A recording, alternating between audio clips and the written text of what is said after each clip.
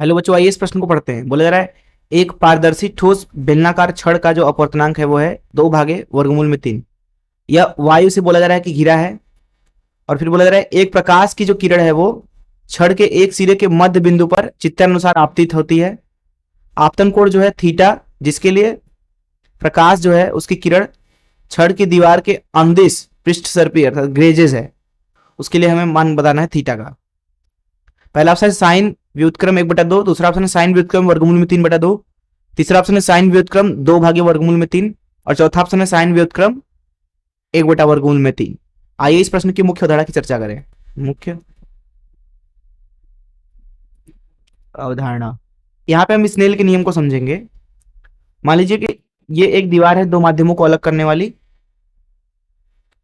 इसके ऊपर का जो माध्यम है उसका अपवर्तनांक μ2 है और इसके नीचे का जो माध्यम है उसका अपवर्तनांक μ1 है। यहां पे एक किरण आपतित होती है, इस तरीके से एक किरण आपतित होती है और यहां पे एक अभिलंब खींच लेते हैं। मान लेते हैं वो θ1 कोण पर आपतित हुई है किरण और इधर वो अभिलंब से दूर भी जा सकती है, पास भी आ सकती है, निर्भर करेगा कि μ1 और μ2 के मान क्या है।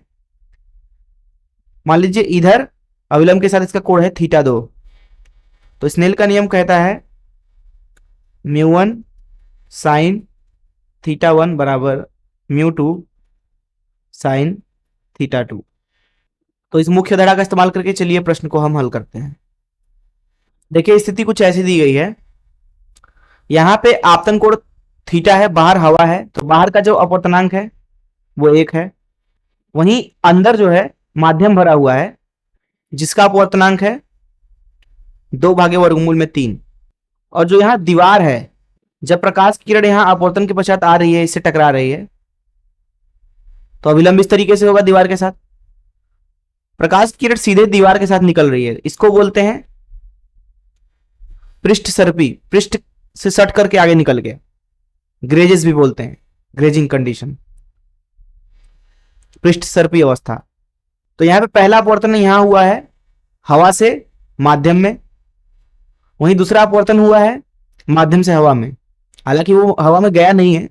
तो यहां हम दोनों स्थितियों के लिए स्नेल का नियम इस्तेमाल करेंगे।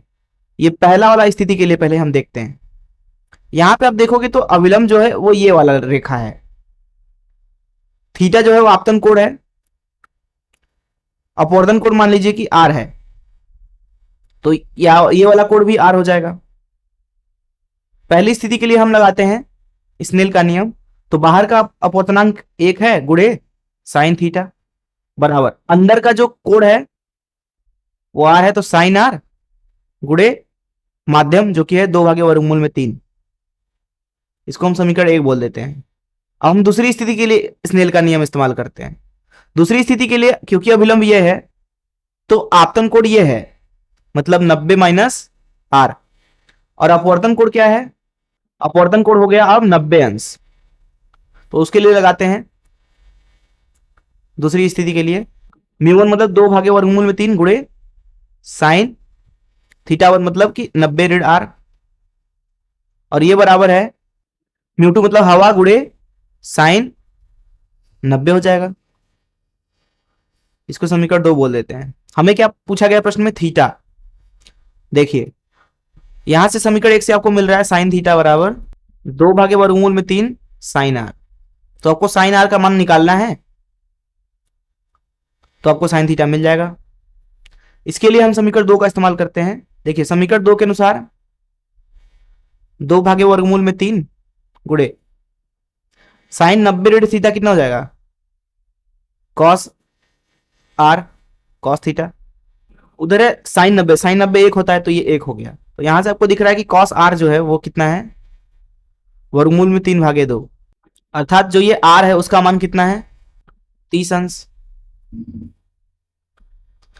इसलिए आपको साइन थीटा का मान मिलेगा, साइन थीटा बराबर 2/वर्गमूल में 3 साइन आर, आर मतलब 30 अंश। साइन 30 1/2 तो 1/वर्गमूल में 3 आ गया। इसका मतलब है थीटा कितना आ गया, साइन व्युत्क्रम 1/वर्गमूल में 3। आइए देखते हैं कौन सा ऑप्शन सही है। डी ऑप्शन सही है। मैं आशा करता हूं कि आपको इस प्रश्न का हल जरूर समझ में आया होगा। धन्यवाद।